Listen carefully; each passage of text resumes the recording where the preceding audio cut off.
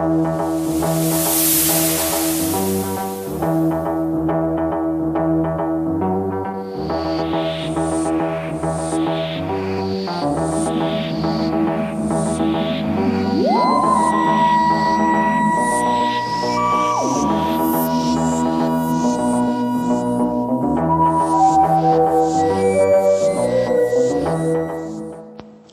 return of the doctor to Paris.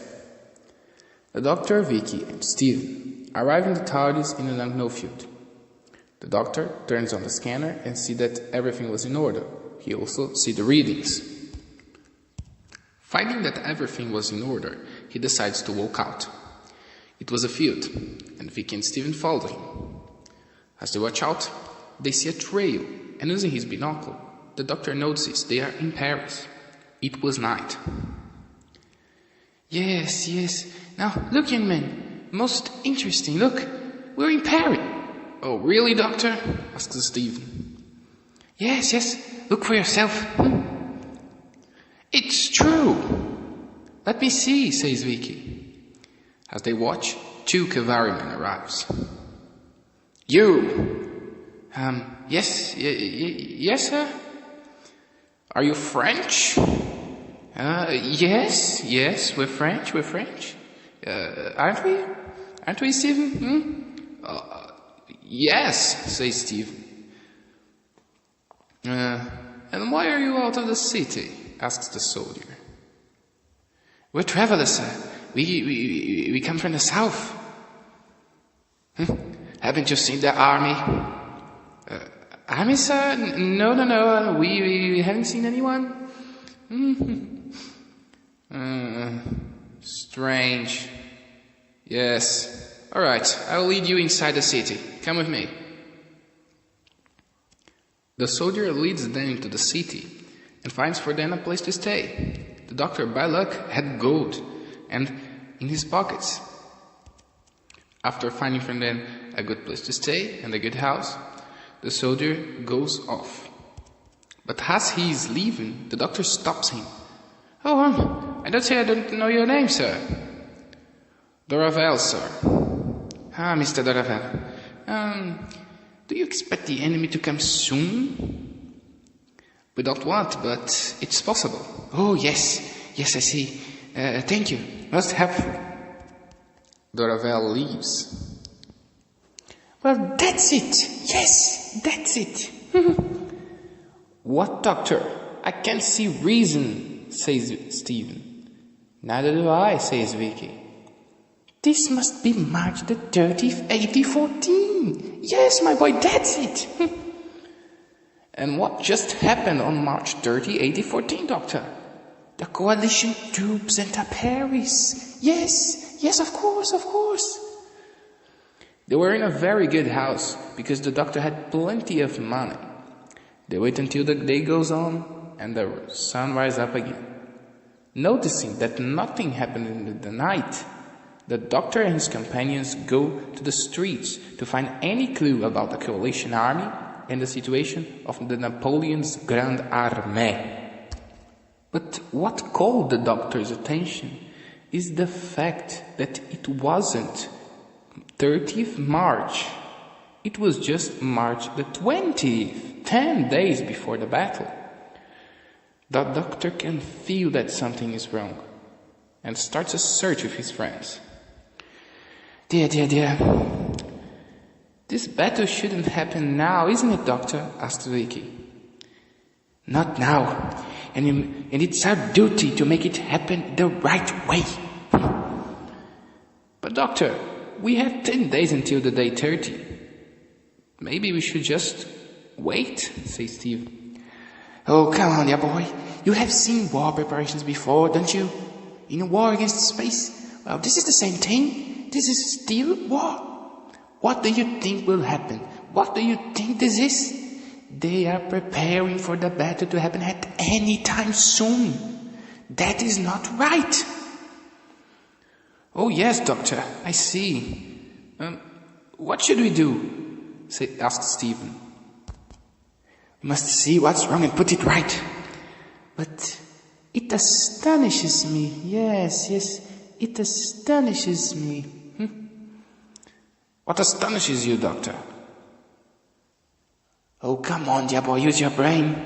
If something's wrong, someone did it.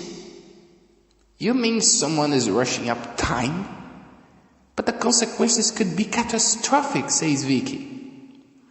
We must find out who or what did this. I suggest that we should divide ourselves. Vicki, you go to popular places like the fair up there. Steven, you go to the more rich population. But just how will I do it, Doctor? Asked Steven. Oh, come on, dear boy. I'm telling you, and I'm sending you to go to the rich places. Show some gold, some jewelry, some I don't know, clothes, and that's it. It's very simple. Yes, Doctor, all right.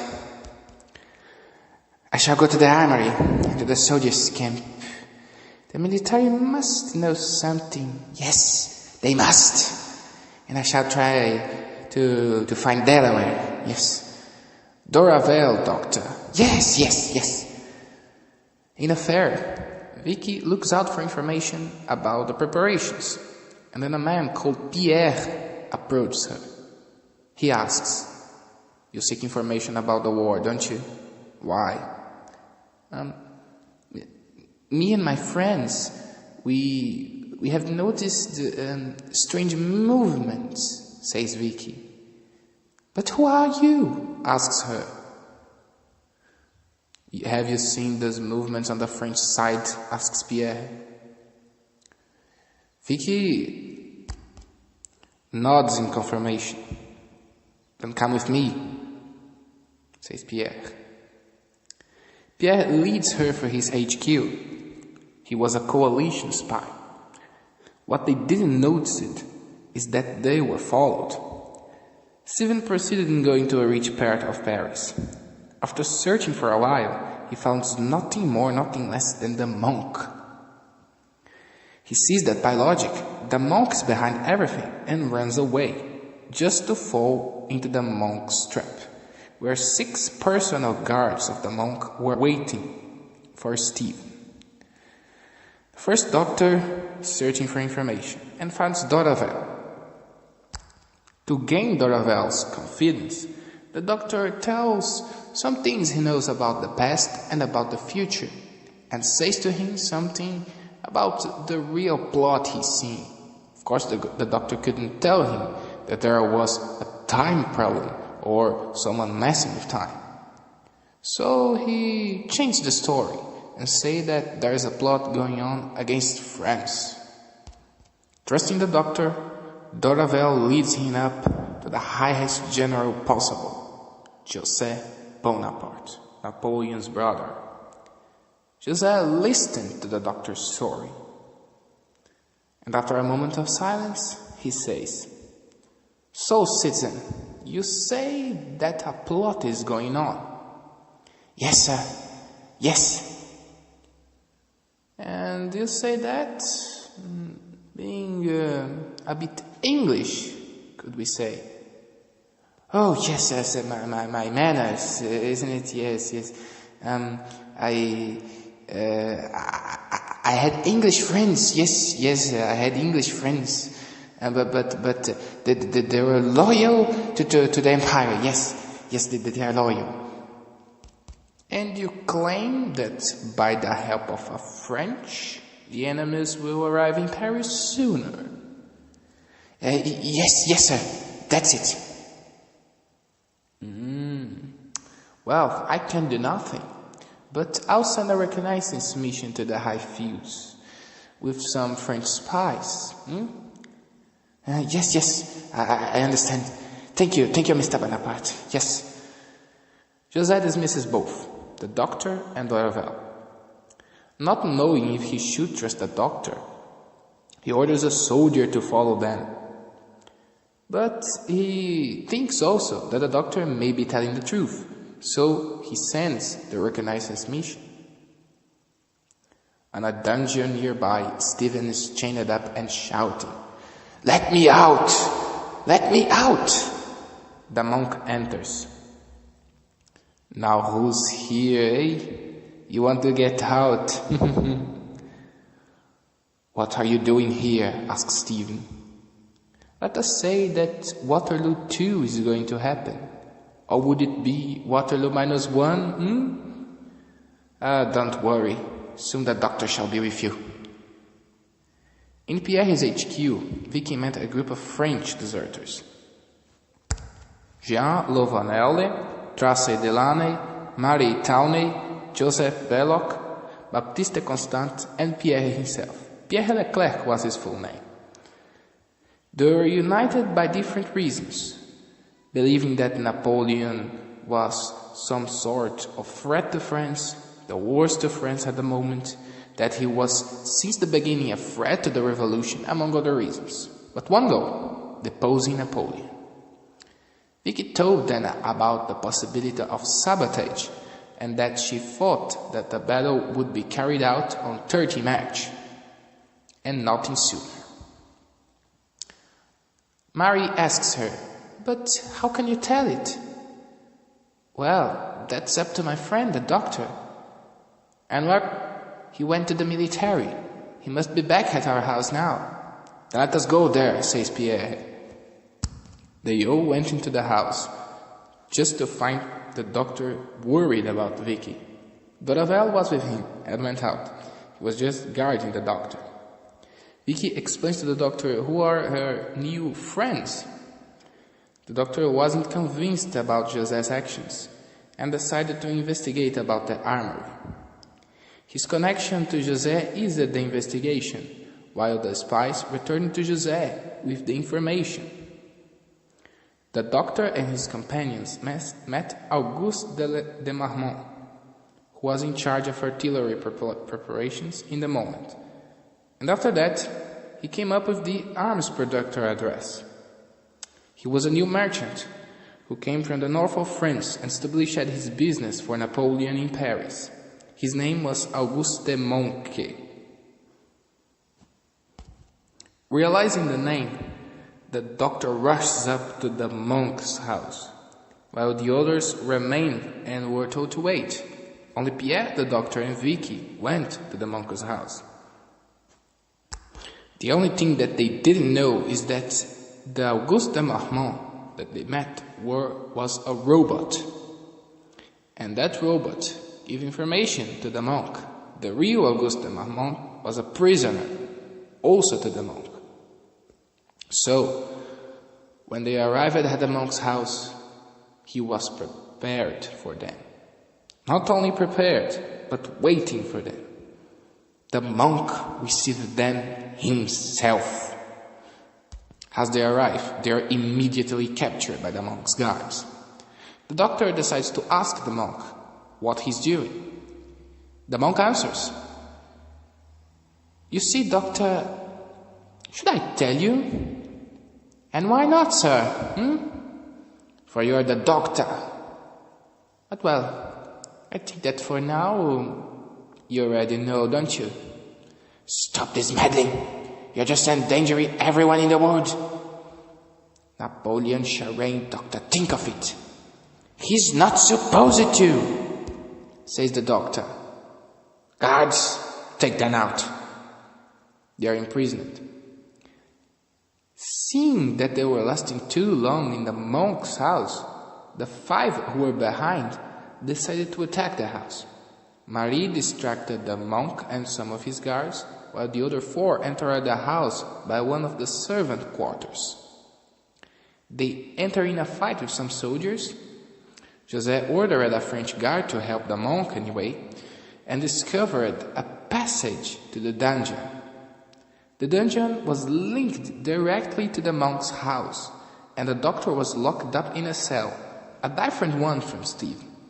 Yet, Steven heard that new prisoners were brought, but was way too weak to shout.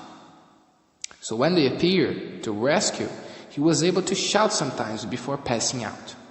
Jean, José, Tracy, and Baptiste feed the doctor, Vicki, and Pierre, and go to find an unconscious Steven. As they are going through all of this process, they find the real Auguste de Marmont. Auguste shouts, "Help me!" August, says Tracy. Oh, that's not possible, says the doctor. We've seen you today. Oh, you must have seen my duplication, my doppelganger. I say to you, that monkey, he's some kind of witch, or no witchcraft, I tell you.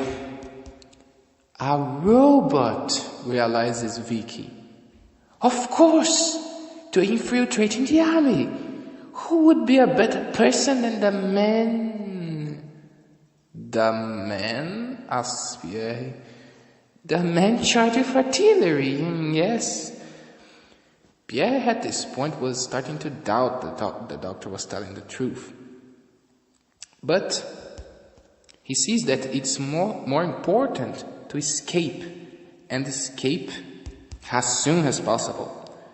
The dungeon was run by the monks' guards, but not all of them knew Augusto was a prisoner. So they simply walk out of the dungeon, telling the story that Augusto de Marmont had a fight with one of the guards, who was a coalition spy, or a traitor.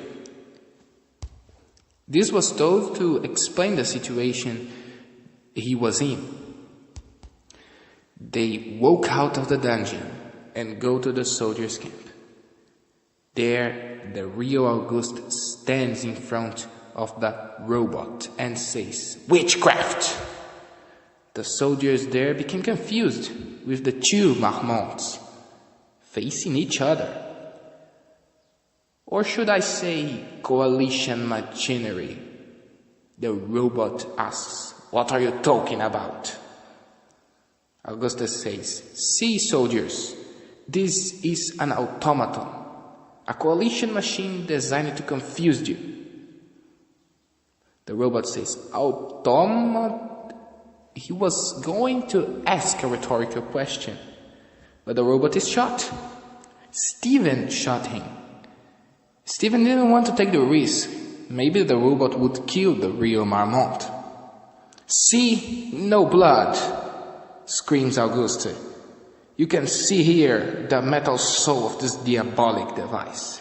He rips off the robot's false skin to show the circuits. As the doctor talks, the group approaches the robot.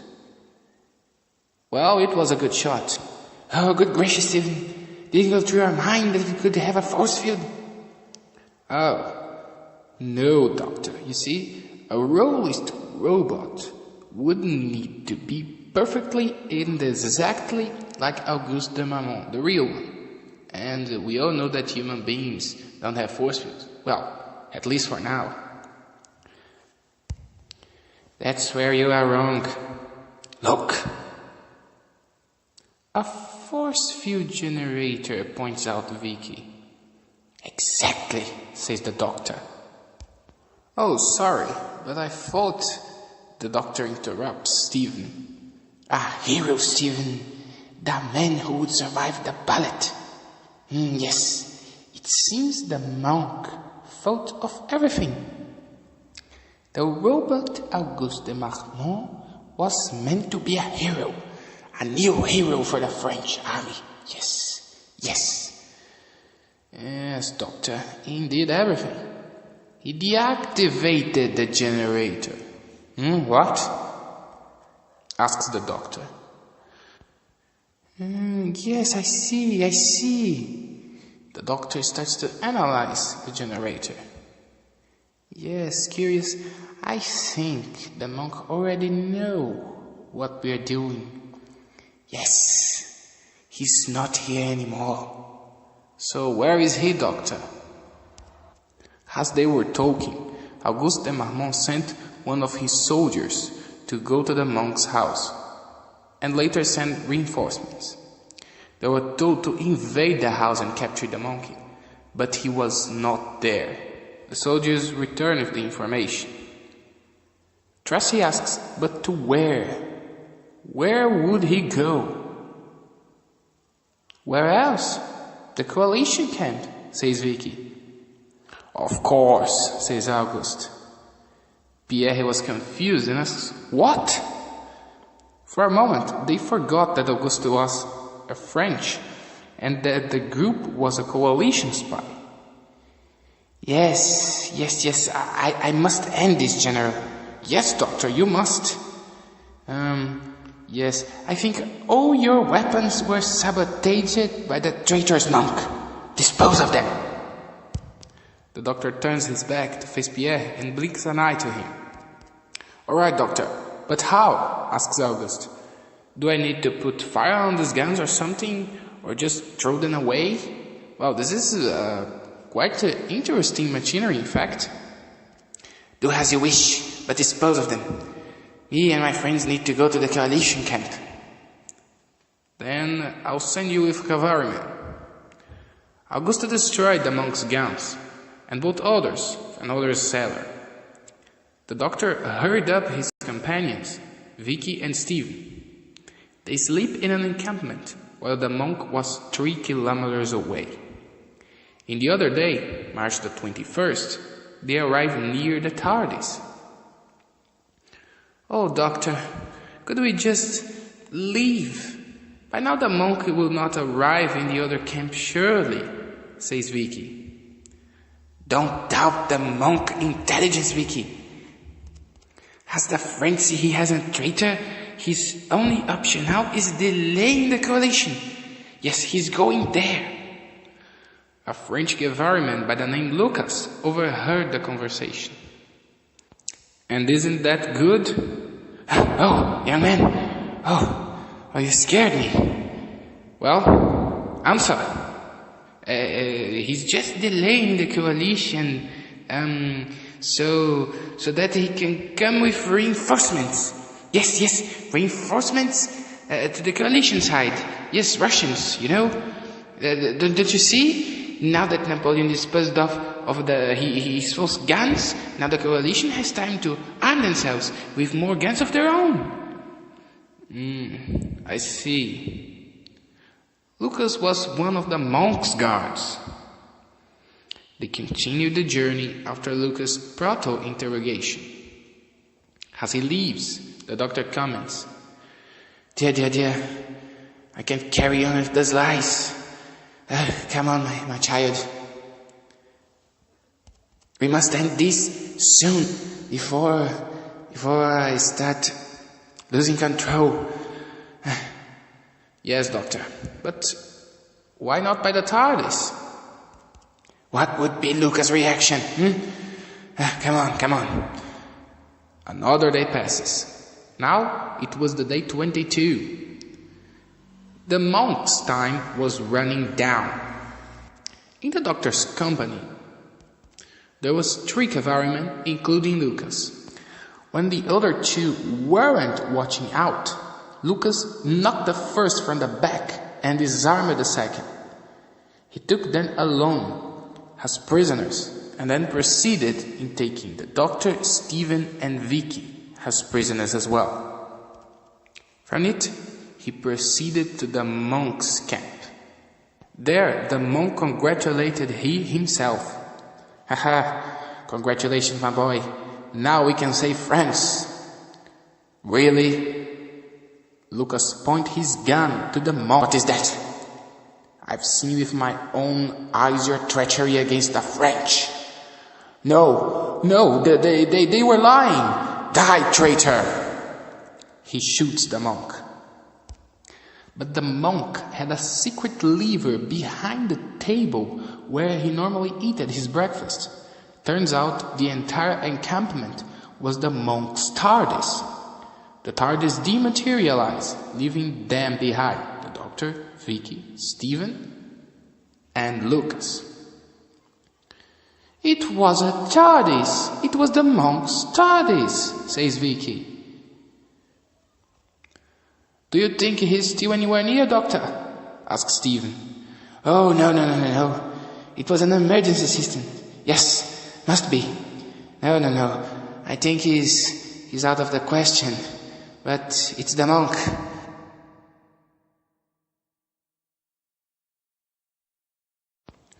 So you think we should wait a little longer, Doctor? Yes, Steven, my boy. I think we should. Oh no, Doctor, we should just get out of this place, says Vicki. No, no, my child. We will stay. The monk is too treacherous. Even with my conviction, we shall stay. Oh no, Doctor. Yes, it's my final word. The monk didn't return. And on the eve of March 29, 1814, the doctor decides to leave. He says to Auguste de Marmont and to José Napoleon that he would go to the fields to a final checkup. They would never return. Inside the TARDIS, Vicki asks the doctor, "But doctor, you never told us what will happen." On 30th March 1814, coalition troops will enter Paris, mainly Russians. Auguste will capitulate, and Napoleon will resign from the post of emperor. And that is exactly what the monk wanted to stop, interrupts Vicki. Yes, I know that. I was asking if... Oh, hurry up, child. I was asking if our friends will survive. The doctor stares at the nothing for a moment. I don't know, Vicki. And we can do nothing. As he says, he was operating the console, and the TARDIS dematerialized.